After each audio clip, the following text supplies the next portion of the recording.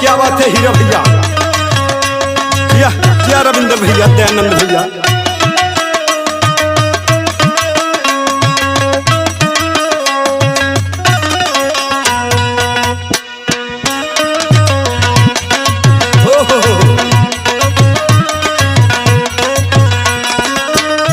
आज आप लोगन के बीच में हम गायक लालजीत किशन, ये हमार पहला भोजपुरी निर्गुण आप लोगन के बीच में जा रहा बा। और जौने गीत के हमारी छोट भाई अर्जुन यादव जी लिखले हैं, भाई के हमेशा आशीर्वाद मिला। आज आप लोग सुनी।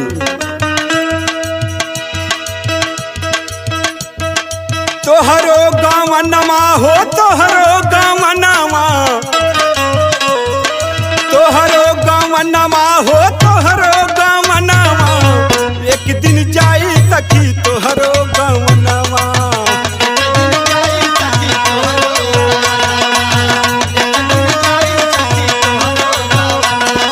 तोहरो गाँव नमा हो, तोहरो गाँव नमा, तोहरो गाँव नमा हो, तोहरो गाँव नमा, एक दिन जाई सखी तोहरो गाँव नमा।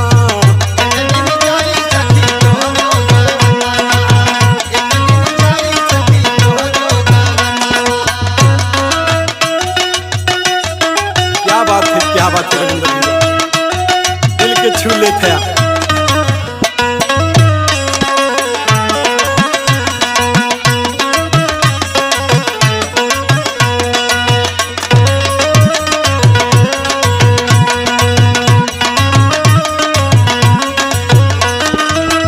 कितनी बढ़िया बात कवि जी के लिखल है, देखी वाह।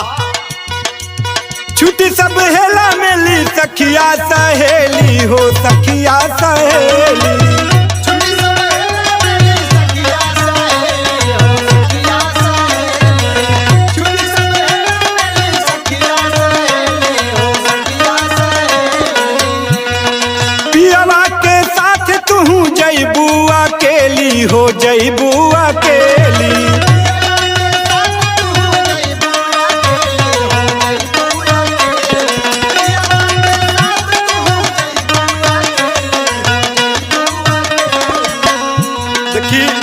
और का होला अर्जुन भैया।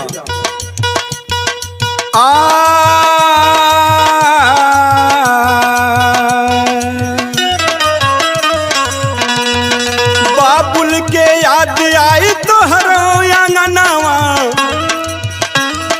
बाबुल के याद आई तोहरो अंगनवा, एक दिन जाई सखी तोहरो गवनवा।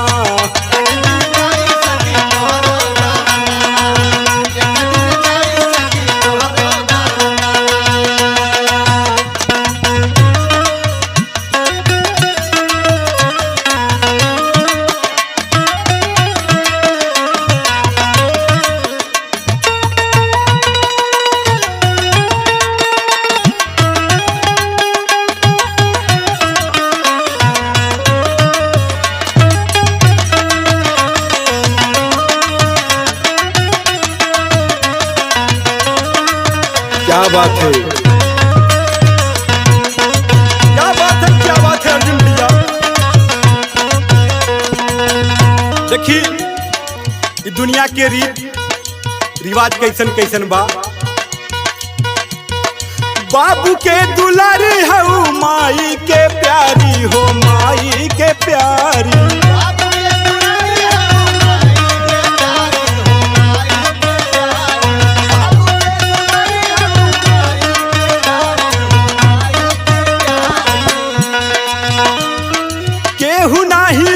जब जैब ससुरारी हो, जैब ससुरारी,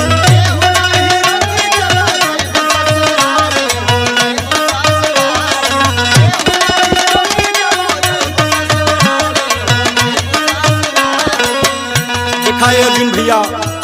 जब केहू के दिन आ जाला तो कर कोनो बहाना ना चलाला,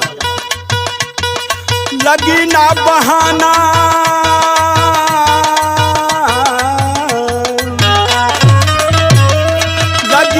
बहाना आई तोहरो सगुनावा, एक दिन जाई सखी तोहरो गवनवा।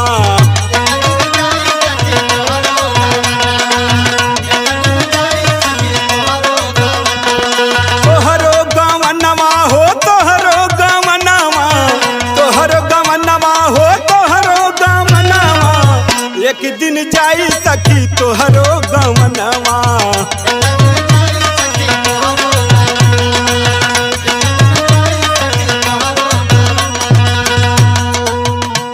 आखिरी लाइन में ये हमारे अर्जुन भाई के कलम से का लिखल बा भैया।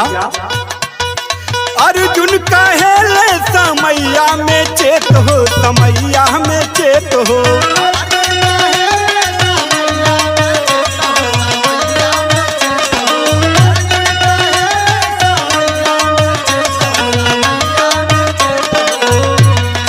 का होई जब चिड़िया चुग जाई खेत हो, चुग जाई खेत हो।